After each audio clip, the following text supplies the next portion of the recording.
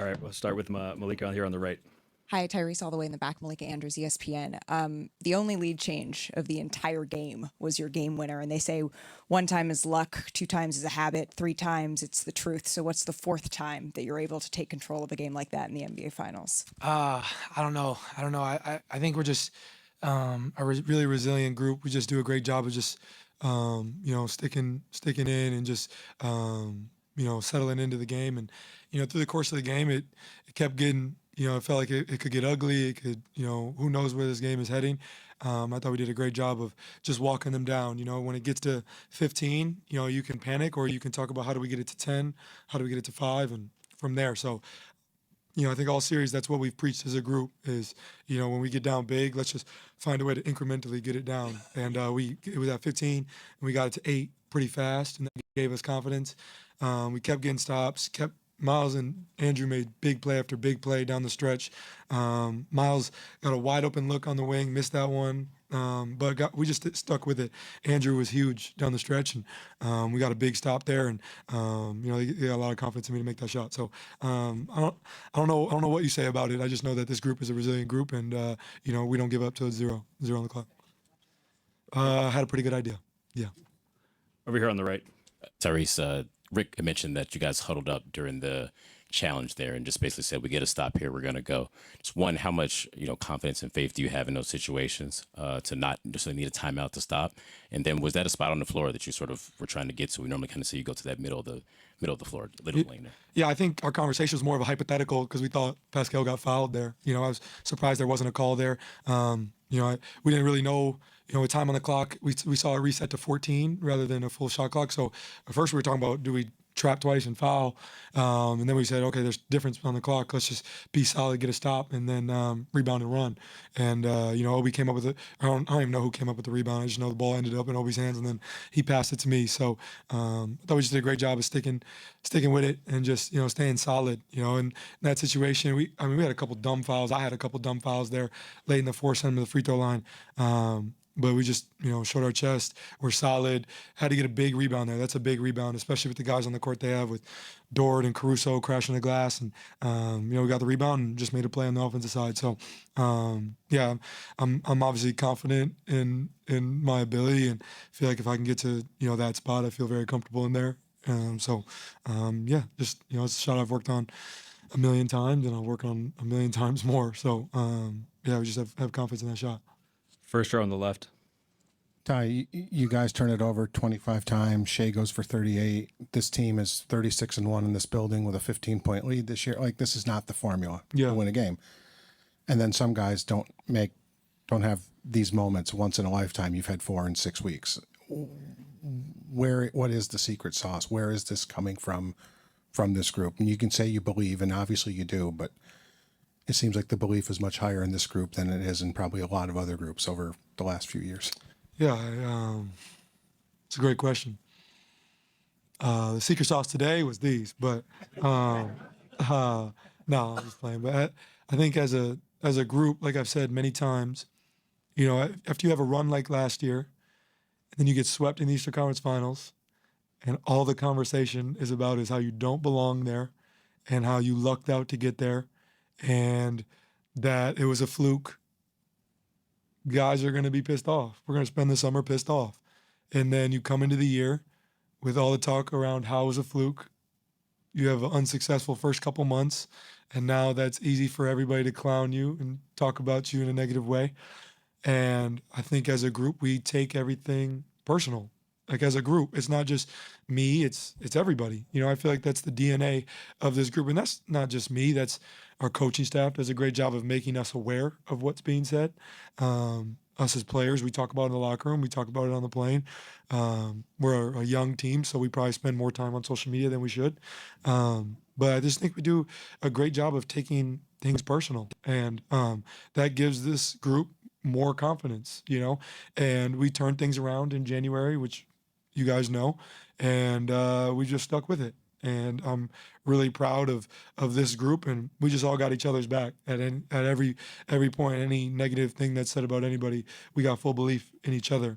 And so the more that's talked about, like right now we're whatever underdog That gives us more confidence as a group. We enjoy that, but there's still a lot of work to be done. This is an exciting time. Again, another big comeback, but there's a lot more work to do. It's just one game, and this is the best team in the NBA. And like you said, they don't lose often, so we expect them to respond, and we got to be prepared for that. We got a couple of days to watch film, see where we can get better.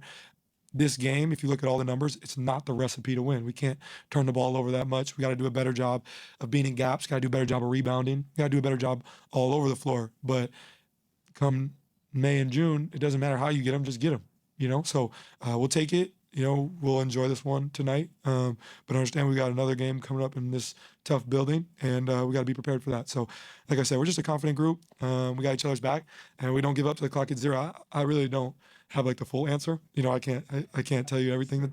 Yeah. So I said a lot of words, but I don't know if I said anything. But yeah, we stick with it. All right, Vincent, first row on the left. Right here, Tyrese. At what point tonight did you guys collectively believe that you could win this game? Was it when you were throwing the ball all over the place, but you weren't getting blown out? Was it early in the fourth quarter when you guys start to make a little bit of a run? What was the point where you were like, oh, this game is not just competitive, we can steal this game?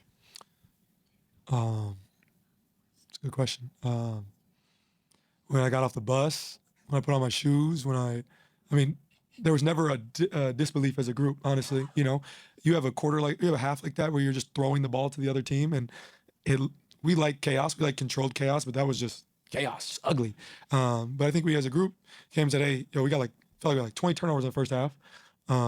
We only gave up, I don't remember how many points, I think it was like 9. Yeah, that's not that bad. If you think of it that way, try to look at it glass half full.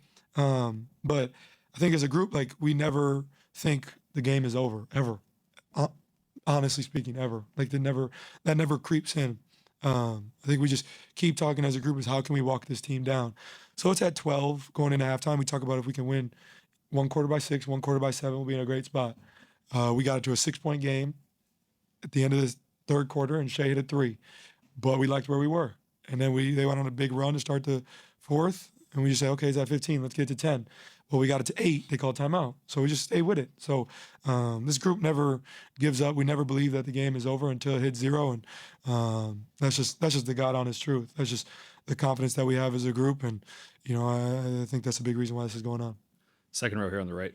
Tyrese, you guys, or your teammates, have extreme confidence in you with the game on the line because of what's happened the last couple of years. I wonder what your confidence is in Drew defensively in similar situations, guarding the MVP most of the time without much help the whole night, and you need to get a stop to have a chance to win the game. Yeah, appreciate you for asking that question. I got the utmost confidence in him. We all do as a group. We have to. He's our guy. He's our guy. He's been our guy all year. If there wasn't the 65-game rule, he's an all-defensive guy, plain and simple. So we got the most trust in him. We'll keep Shea is the hardest guard in the NBA. He's the hardest guy to cover one-on-one in the NBA. So, there's no one look we can give him, that is going to be, that's going to work every time. But, we trust Drew in those situations. We're showing help as much as we can.